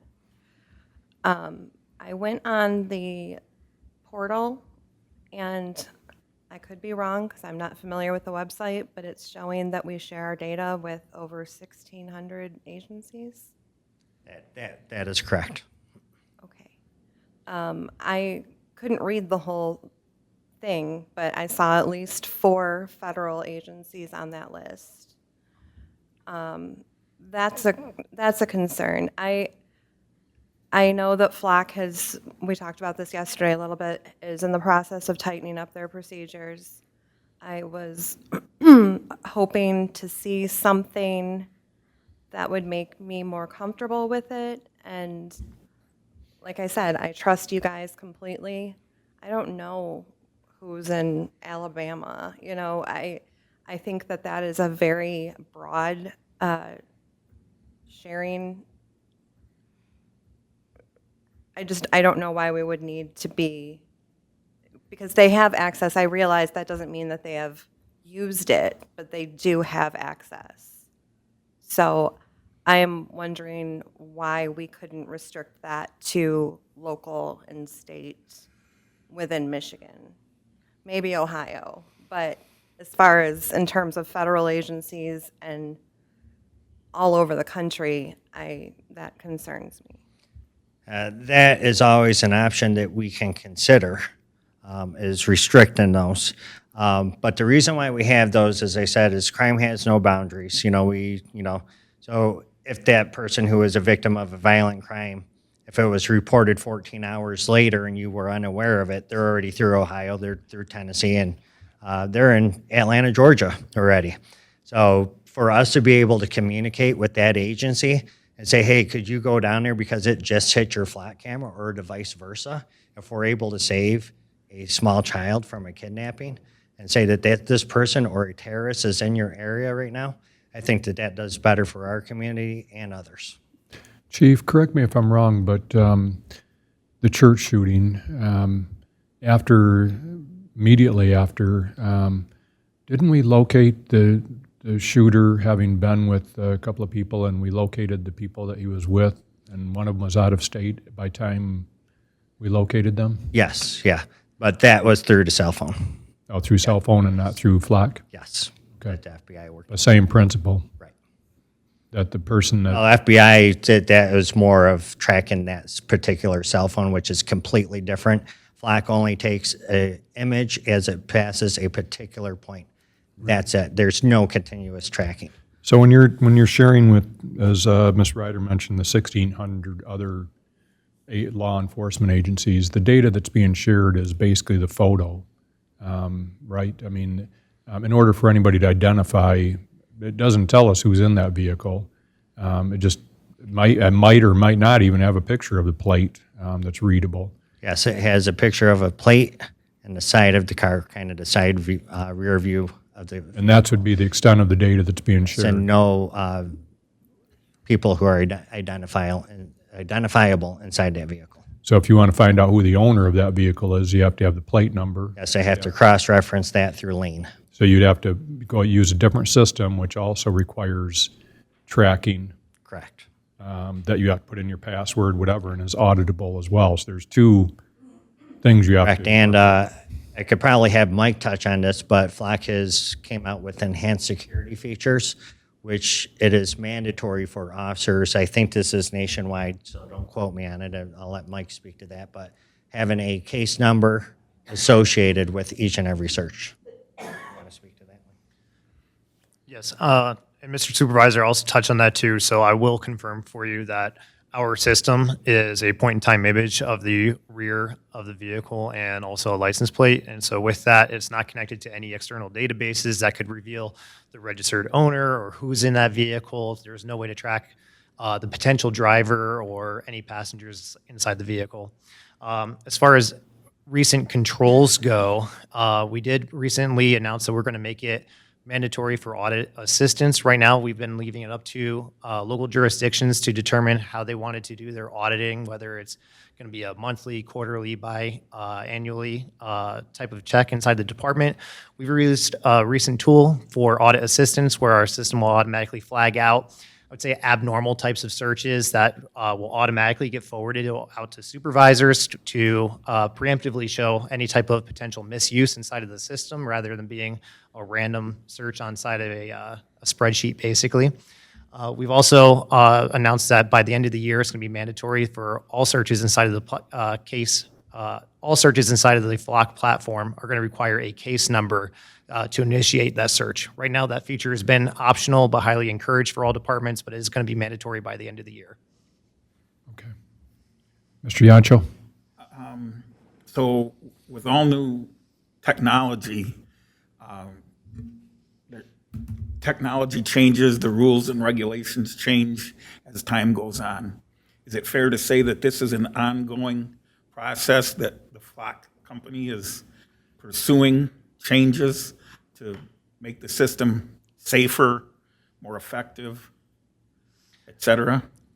Absolutely, Mr. Treasurer. So we're continually updating our processes and ensuring whether we're doing white glove testing just to make sure that we have the best security protocols in place, that our system has never been hacked, our cloud network's never been compromised. So we're constantly updating our system to ensure the best protocols and systems for our customers.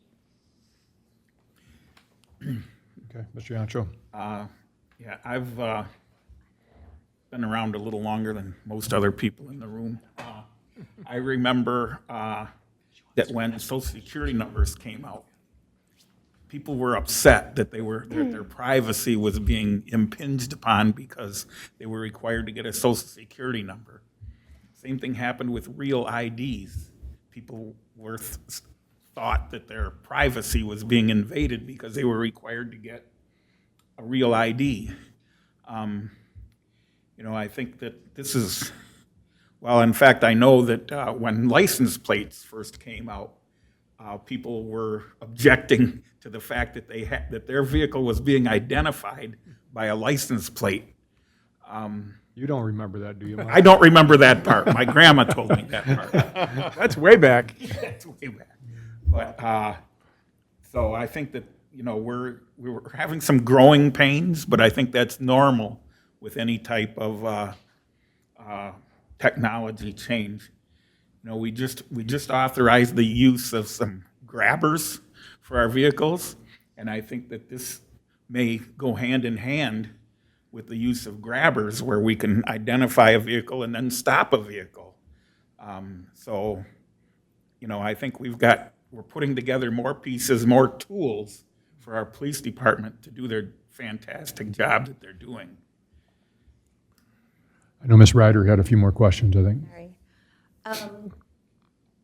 So it says, and correct me if I'm wrong, that when Flock, the system automatically has federal agencies off, and then we turn them on. Is that correct? Like the default is the off switch? Yes, for all of our customers, so the default is to not allow any federal sharing, so it's something that could be optionally turned on to add in. And we also have secondary protections in there where, let's say if an agency is trying to add multiple networks at once, if there is a federal network in there, there'll be a secondary pop-up banner letting you know that you're adding a federal agency to your shared networks. You have to confirm that you want to proceed. Okay. Do we know if there's more than 4? Do you know that? I mean, I know 1,600 is a big number. Yeah. So, in full transparency, because that's the way I am. So I actually went through today with that, and I actually removed those, so. You knew? No. So, so with every new technology, we're, always making changes. I'm revisiting policy as some of the issues with the public end up coming out. So, for example, we went from a 1-year audit last year. Just recently, we revised that policy to 3 times a year. Mike came in, showed us how to do the audit, from now on, a more efficient way than what we were doing to see if there's any bad actors out there. So far, there has been none, and I'm proud to say that, and I truly believe that there is none within this police department.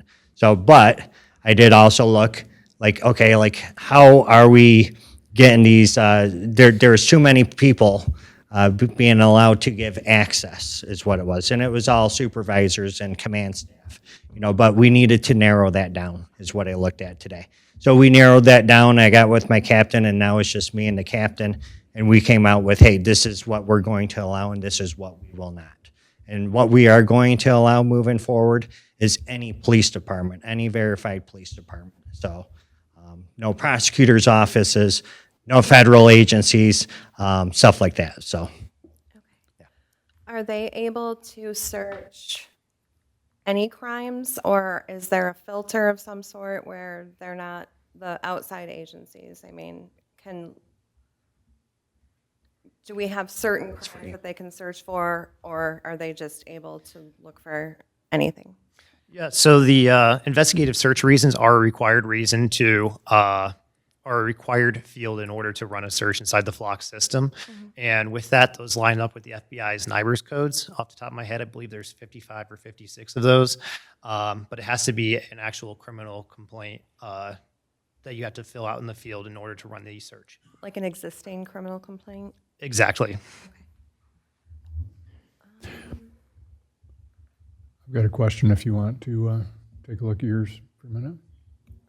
I'm saying if you have a minute to, did you have more questions or? No, Okay. not right now. So, Mike or Chief, one of the things that I've seen is that, and I heard it mentioned tonight was, when we pull somebody over and turns out that, the car had been listed on as stolen or the plate stolen or what have you. And so we pull them over and come to find out the car was returned to the owner, the original owner. And I know Chief and I spoke briefly of that. And there's a couple of different reasons for that happening. It's not the problem with Flock. It's the problem with the police department didn't update. And it might not even be the police department didn't update it. It might be that the owner got it back and never notified us. Maybe it was a family member that took the car with unauthorized use. And so they reported it stolen. They returned it back to their boyfriend or girlfriend or family member, and they never told the police department that it was returned.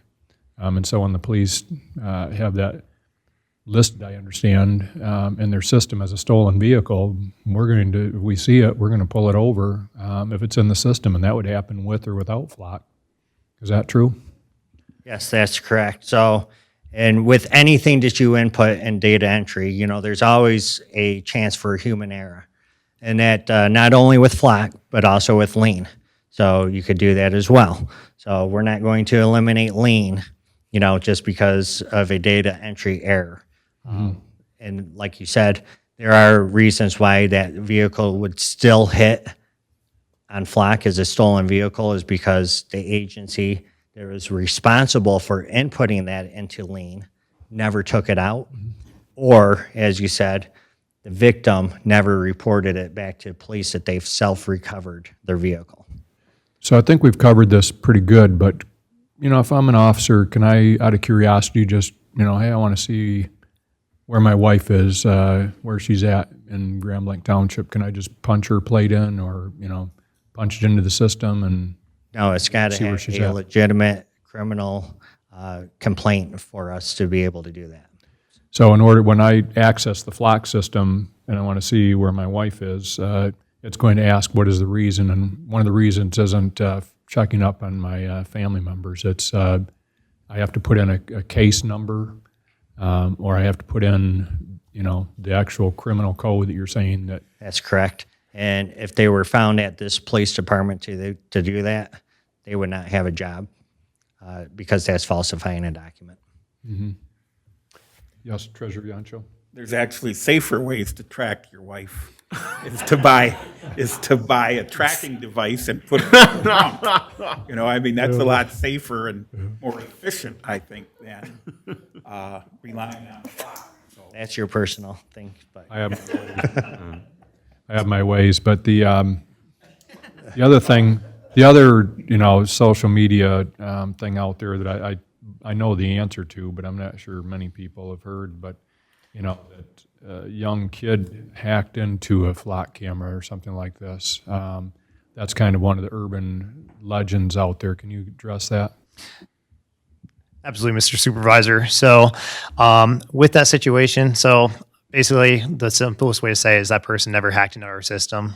Doing so would be a federal crime, and that person's still walking free. In that exact situation, though, they did get their hands on an illegally obtained Flock LPR camera. That camera had never been connected to our network. It was preloaded with demo information that comes standard on it. The first thing that happens whenever a camera gets initialized, just like if you were to go to the store and buy a cell phone off the shelf, before you can use it, it's going to download all the latest software and encryptions and everything like that. That's a demo camera that person had in that video had never been able to run through that process. It was never connected to the network, and they were never ever able to get anything except for that demo information.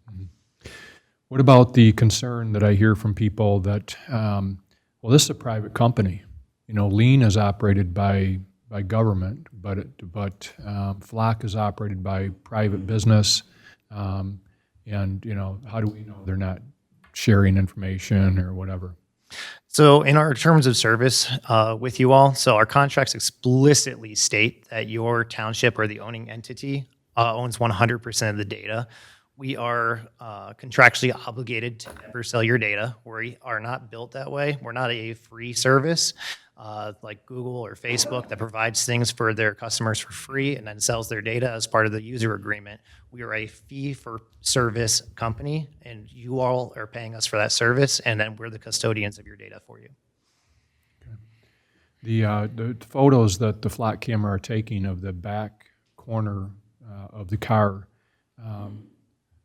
that's considered in the public domain, correct? I mean, there isn't any expectation of privacy for that portion. I mean, right? I mean, when you're in public, I mean, obviously any store you go into after you leave here tonight or restaurant, you're probably going to be on somebody's camera. You know, I watched some of the crime YouTube things, you know, from years ago, and I think they wouldn't get away with a lot of this stuff just by virtue of all the cameras around. But the Flock camera is not a live recording, correct? I mean, it's not something that's going to show a live video feed. It's snapshots of the back quarter panel of a vehicle, right? That's correct, Mr. Supervisor. Our cameras provide a point-in-time snapshot at the rear of the vehicle, and over 30 state and federal level court rulings have unanimously upheld that our LPR data and all ALPRs in general are not a violation of the Fourth Amendment right. Okay. Mr. White? So how long is the data stored for? So the data here is our contract standard, which is 30 days. After 30 days, so on a rolling basis, by day 31, day number one's data is hard deleted from the system. Hard deleted means it is not recoverable, and all the data associated with the image, including the metadata, date, time, location, license plate information, everything is completely scrubbed. And to access the data, there's no warrant requirement, correct? That's correct. A warrant is not required. It is a public right-of-way snapshot, of which the court rulings I just referenced have said it's not a violation of any unreasonable search and seizure or a violation of the Constitution. But none of the courts that actually govern Michigan, correct? Because forgive me, but I'm a research attorney, and there's no U.S. Supreme Court case, there's no Michigan Supreme Court case, there's no Sixth Circuit case. So when we say we haven't found anything that's unconstitutional, we, by the flip side, haven't found anything that's constitutional for us, correct? So for us here as Michigan residents right now, it is falling to the local municipalities and jurisdictions to set up the guidelines for what they want for their area. There has been some legislation introduced at the beginning of the year up at the Senate level, but it has not moved forward yet. And that was, I believe, to limit access to 14 days and require a warrant? It's gone back and forth a few times, but again, unless they actually advance that legislation, it's going to remain at the local jurisdictional level. And Chief, this is more to you. Outside of exigent circumstances, which I understand is an exception to the warrant requirement, and I don't think anyone here has any issues with, you know, someone's been kidnapped, that type of thing. After a couple days, why don't we just get a warrant? I mean, if we go to Google for search records, you need to get a warrant. If we go for cell phone records, we need a warrant. What is the harm in having a judge look at it to make sure everything is okay? After a few days, I mean, I have to assume there's a markedly decreased utility after 72 hours or so in this data. Because we don't need a warrant. Well, not yet. Yeah. Nobody said we don't need a warrant. That's correct. And that's why we are able to access it. Scott. Clerk Robertson. One more thing I neglected to mention. I mentioned this the last time we had a vote on this. I have a personal circumstance.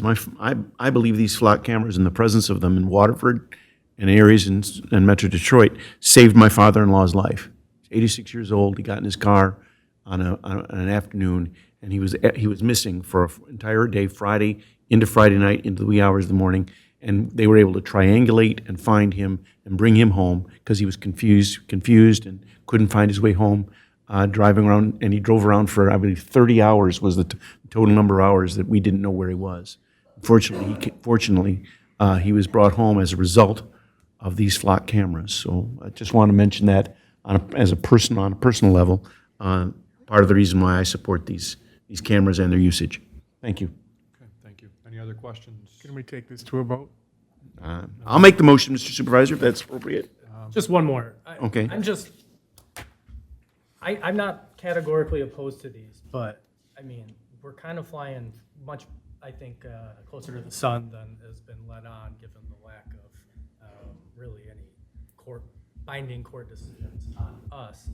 And I have to note, too, that the Michigan Supreme Court, if anybody pays close attention to them, has really been hammering out specificity in Fourth Amendment issues.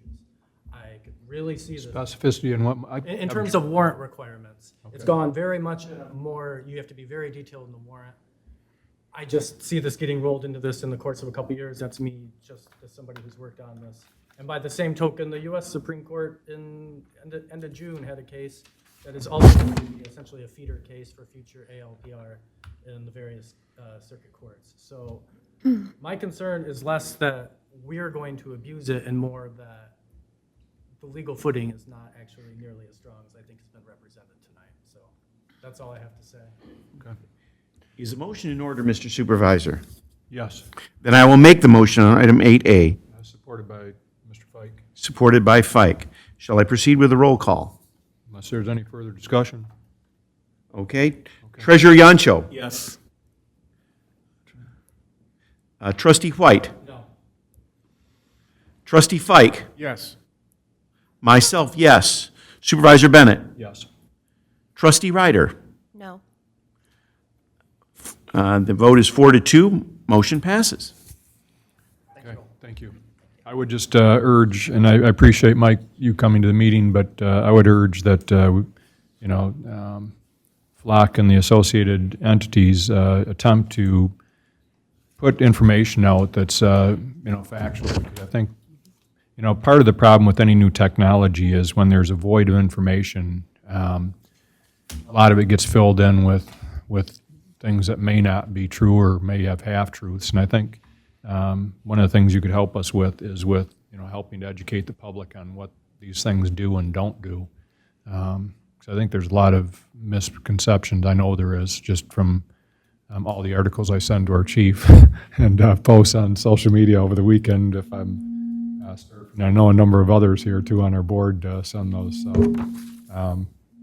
anyways, okay, thank you.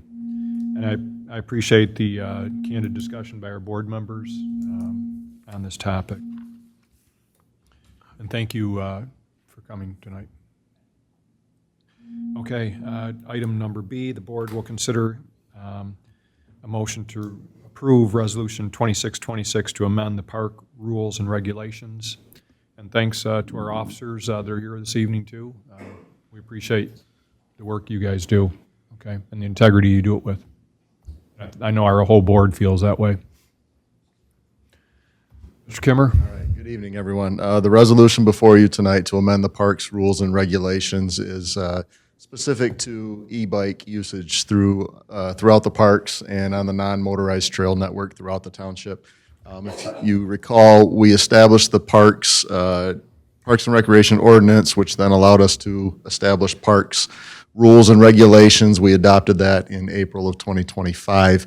The current rules and regulations allow for Class 1 e-bikes only. Class 1 e-bikes are pedal assist with assistance that stops at 20 miles an hour. What I would like to do, what I'm requesting tonight through this resolution, is to basically mirror the rules of the Genesee County Parks Association, Genesee County Parks. They currently allow Class 1 e-bikes as well as Class 2 e-bikes, which is a throttle assist, so you can ride without pedaling. Assistance stops at 20 miles an hour on that. The reason behind this, why we would like our rules to mirror that of the county, is because we are currently working with the county on numerous non-motorized trail networks and improving those, expanding those throughout the county. We would just like to have some sort of consistency countywide, allowing both Class 1 and Class 2 e-bikes on our non-motorized trails. Mr. Feig? Forgive my ignorance, throttle assist, what does that really mean? Throttle assist, basically, there's two types. One is Class 1, where it's a pedal assist, where there's a little motor that allows for pedal assist. The second portion, Class 2, throttle assist, that it's not necessarily through the pedals, it's through an actual throttle itself. One of the benefits of throttle assist, and Supervisor Benny, you may be able to speak more to this, with your background in bike riding. But throttle assist, one of the benefits of that is for those, disabled that need extra assistance, may not be able to get a bike going from a stopping position with pedals. So that's one of the big benefits for. Yeah, so the pedal assist, I don't have one, but I've been with a number of people that do have them, and in order for it to be powered, you actually have to be pedaling. So that would be a Class 1. So you have to be able to pedal a bike, and then it kicks in when it determines, and you can have different settings so that turbo or whatever, the setting is. And then you're right, the Class 2 would have a throttle, just like a motorcycle, whatever, or something similar. That actually, you don't necessarily have to pedal to get the thing going or to maintain it. And you're right, actually 20 miles per hour is, actually going pretty good clip on a paved pathway. I mean, Sure. Other people. It isn't like you're going to be able to go 20 miles an hour everywhere on that pathway, but that would be the maximum. But we're seeing a lot more of these e-bikes out there. I mean, we unfortunately had a tragic situation here in Grand Blanc Township where somebody was riding one. I saw 4 o'clock in the morning, somebody was just killed, a young boy in Burton riding one in the road. But anyways, we're seeing a lot more of these e-bikes, so it's important that we put some rules in place. I've received phone calls from people wondering if they can ride them on our pathways and whatever. And bottom line is that I think we need to adopt something just so that we can. And there is another class, Class 3, which is up to 28 miles an hour. We would not be allowing Class 3 e-bikes. In fact, there aren't too many municipalities that allow that on non-motorized trail networks at all. I wouldn't recommend it. Okay. Mr. Yancho? Is there a visual distinction between a Class 2 and a Class 3? Yes, and you'll know it. I mean, if you see them on the pathway. I mean, sometimes it could be disguised, but our police, will be patrolling our pathways, and they'll be able to tell, where it's appropriate and where it isn't. And under the park rules and regulations, it does give authority to either Parks Department or Grand Blanc Township Police to enforce that. Great. Okay. Is a motion in order, Mr. Supervisor? Yes. Then I'll make the motion on item 8B. Support. Okay, supported by Mr. Yancho. Supported by Yancho. Trustee Ryder. Yes. Treasurer Yancho. Yes. Trustee White. Yes. Trustee Fike. Yes. Myself, yes. Supervisor Bennett. Yes. 6-0. Motion passes. Thank you. Item C, the board will consider a motion to accept ordinance -26-1 as presented as a second reading for the Do Not Knock registry. We heard from an individual this evening. I've received phone calls in favor of it. Mr. Lemita? So this is before you tonight is a second reading and potential adoption for ordinance number 26-1 for the Do Not Knock registry. A couple questions have come up, and including this evening, but I've also had other people reach out to me asking if an HOA or an entire neighborhood would be able to replace all of the homes on with a one-time registration? The answer is no, we're not allowed to be able to do that. Well, it does require that each individual homeowner places their home or removes their home from the Do Not Knock registry. One of the things that we've seen in other municipalities that have done this is they will help create a cling or sticker that, you know, could have your logo that says do not knock or no solicitation, so that it's easier for somebody who does obtain a peddler's permit to be able to see that as they approach a home. Certainly neighborhoods can put that out in the front that the neighborhood doesn't allow it, but the ordinance is only going to be restricted to the individual's address. Other questions that have come up is, does it restrict everybody from being able to work through a neighborhood? It restricts people who come in and are going door to door in a sales or solicitation who have to get a peddler's permit. It does not restrict political candidates from going to knock on doors and shake hands and introduce themselves during a political campaign in any way, shape, or form, because those same folks do not need to get a peddler's permit to move through there. It really is about unsolicited peddler sales showing up at your front door.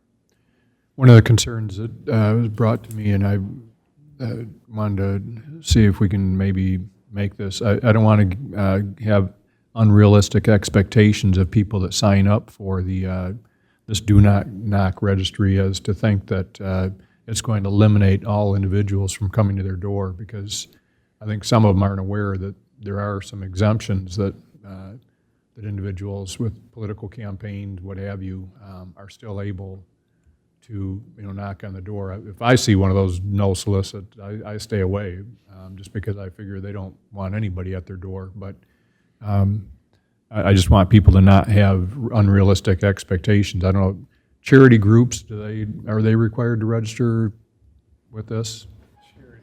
You know, people soliciting. That's a commercial purpose, and so I do think they are required. It's those that are not engaged in a commercial purpose, that don't have the ability, with the speaking of religious things, campaign things of that nature. Okay. I just think we need to make sure that when people sign up, that it's clear to them of who this restricts and who doesn't, just so they don't have unrealistic expectations. Any concerns, questions? I'll make a motion that we move forward on. Motion by Bennett. Supported by Mr. Fike. Supported by Mr. Fike. On item 8C. Supervisor Bennett. Yes. Trustee Ryder. Yes. Treasurer Yancho. Yes. Trustee White. Yes. Trustee Fike. Yes.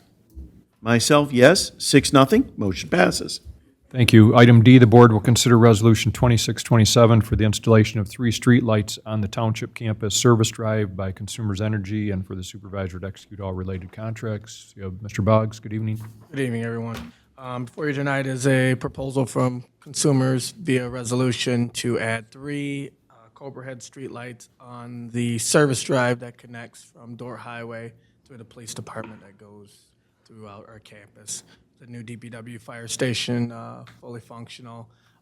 That is a thoroughfare that should be lit for safety, security, also for maintenance, because it's always been very dim to plow during the winter months for employees and police officers to get through the winter. So for $49.83, this puts it on Consumers to operate and maintain those lights.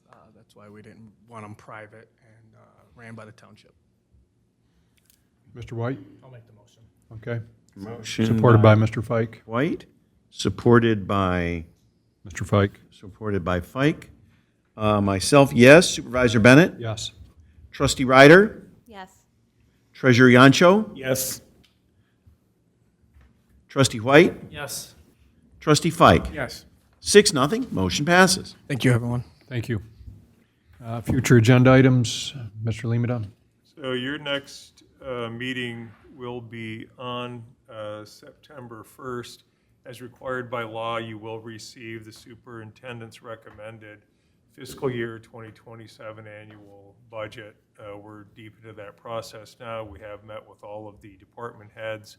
We've received their requests. We're in the process of Going through, as usual, the requests are much higher than the available revenue, to the tune of between, it's nearly $2 million that will be removed from the requests in order to deliver a balanced budget to this board by September 1st as required by law.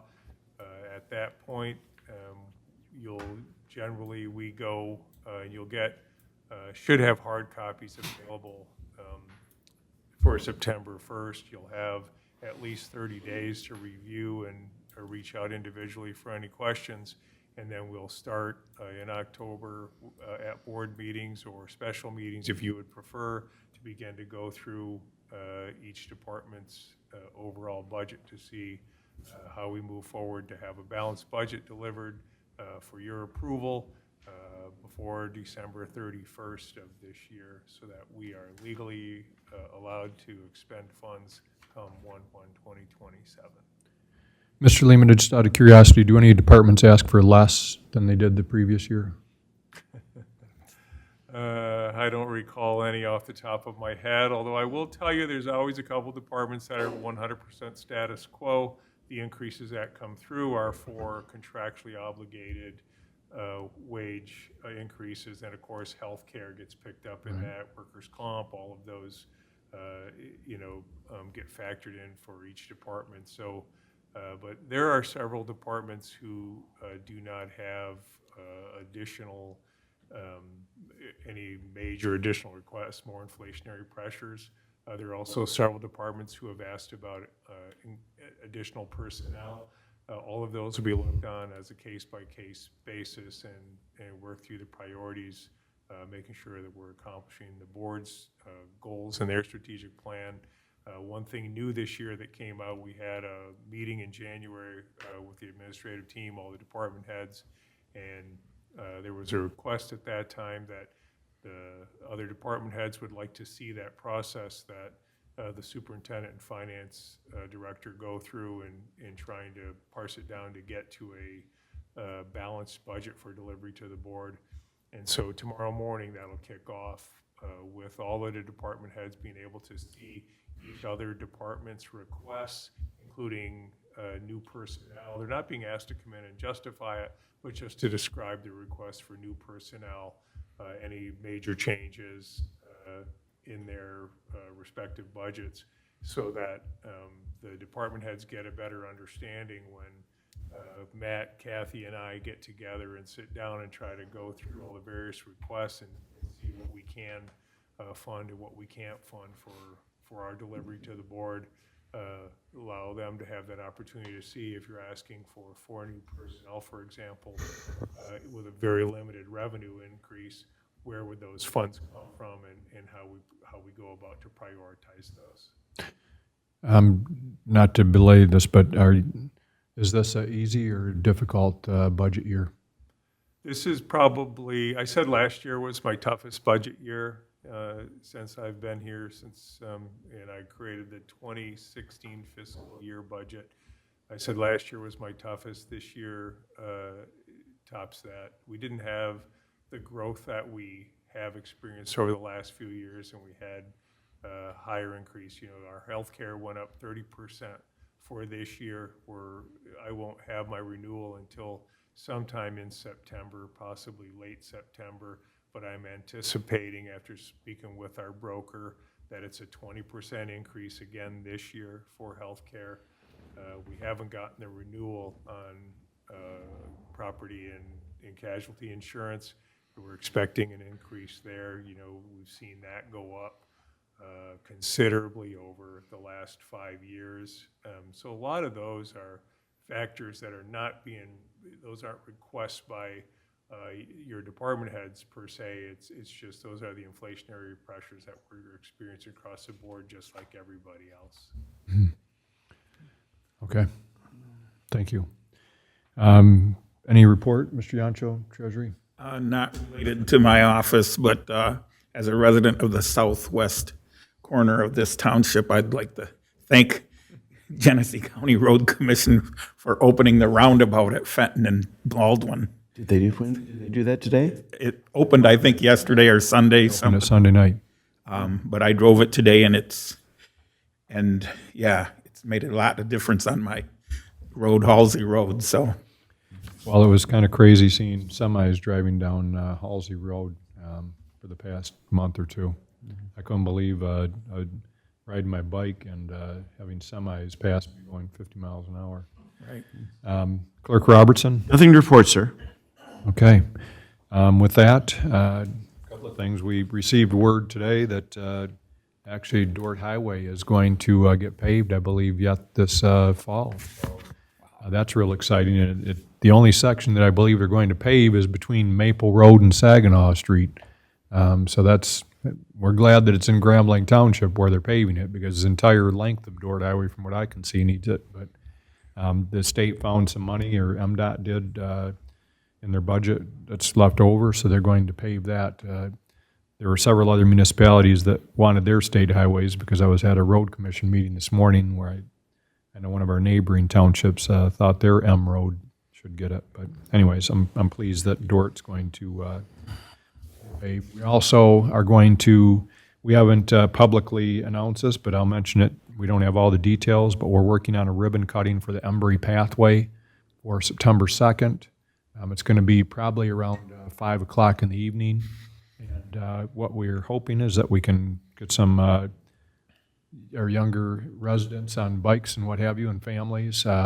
Ribbon cutting would include a bike ride maybe down the pathway, down the Dort section, and turn around and come back. So we're going to be including the Mott Foundation, the Community Foundation, Greater Flint, MDOT, the DNR, all those that helped us with making this happen. So some good things there. Mr. Limita? So one good news to report, Avery Roof is our new assessing appraiser. She started yesterday, so we're back to a full contingent in our assessing department. We're excited to have the new employee start. Looking forward to having her join our team. So if you're around, you get an opportunity to stop in assessing, introduce yourself. We also had a couple of new part-time firefighters who just joined us, and so we're excited to see them as well.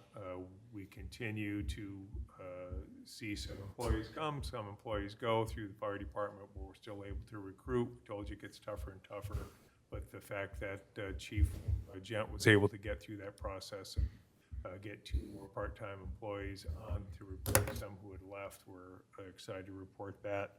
The executive assistant, administrative assistant for the superintendent and supervisor's office is nearly complete through the background check. Preliminary reports are all, things are go as we expected. Expect to see that report tomorrow. We'll be able to remove the contingency and move that candidate forward. So that's exciting to know that that position is coming. I've already touched on the budget process and where we're at, and then one other thing is the GM Heritage Center, the former SPO building. Just want you to know that we did meet with individuals from there. That is progressing very, very nicely. We're excited. That's going to be a very exciting opportunity for us to see that move forward. There was one request that they made, and that was about repaving Grand Point Boulevard. And we got that request before, I think last year when the Corvette Club was coming, and it is bad. We did have Genesee County Road Commission go out, take a look at some samples. It does look like it wouldn't require a rebuild. They could do a mill and fill on there. It's got a price tag approximately of $150,000. So we will send that information back out to the GM folks, let them know perhaps if they want to form, we discussed a special assessment district for the repaving of that project, or maybe that's just something between the limited property owners there, Elga Credit Union, GM Heritage, maybe Applebee's, that have frontage on that road, but to get that fixed, because we certainly like that to have its best foot forward when they do their ribbon cutting sometime in 2027. Yeah. Speaking of the road commission, just to provide an update, they continue to work though sporadically as they're working through some of the issues. Still, I know wishing well has been a very important topic, and you guys have certainly know we've got it here. I think it might be time to ask or provide an invitation to come back and give us another update, because I think it's very, very important that the residents continue to know that that project is going to be completed in the 2027 calendar year, which is what our anticipation was, and it's going to slow start again. I know there's still been some work with consumers and other utility companies out there while they work through some of their challenges.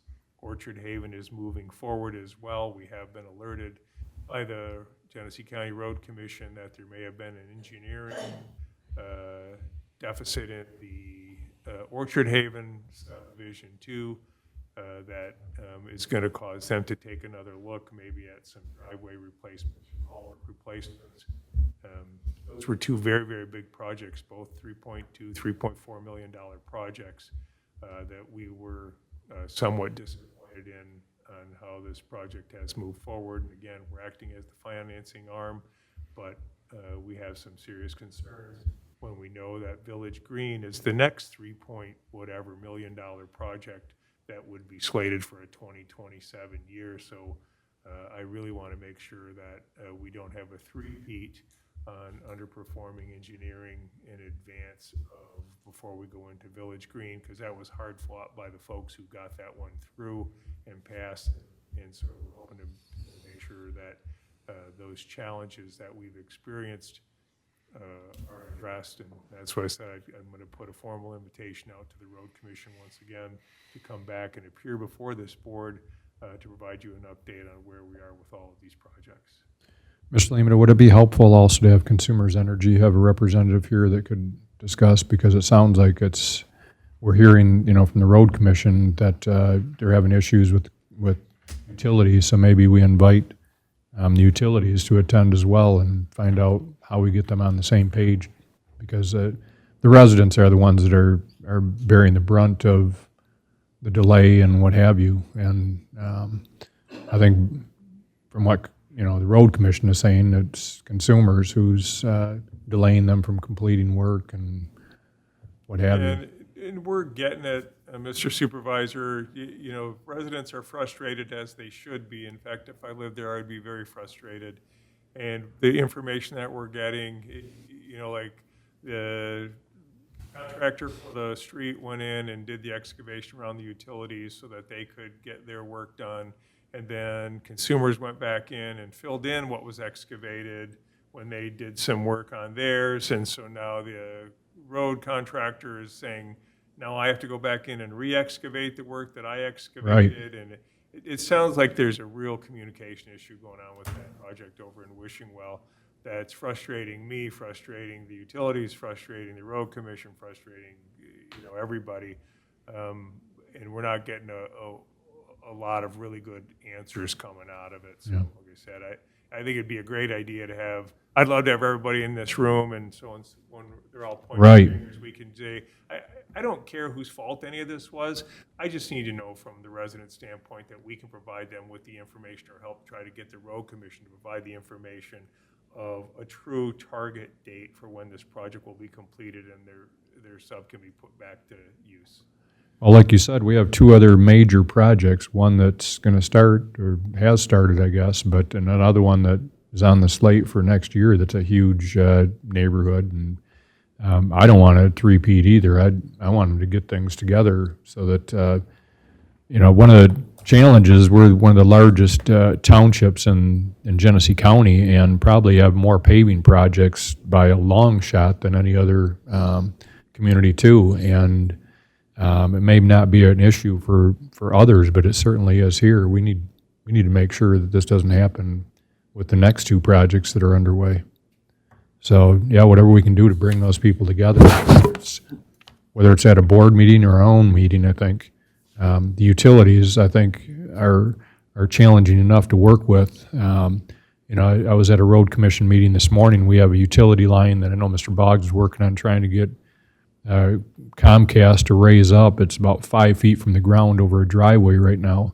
You see the other utility is, whether it's AT&T or whoever it is, but these green utility boxes that are on intersections all over the township and probably throughout the county that are sitting there wide open. Looks like somebody's stolen the wires out of them.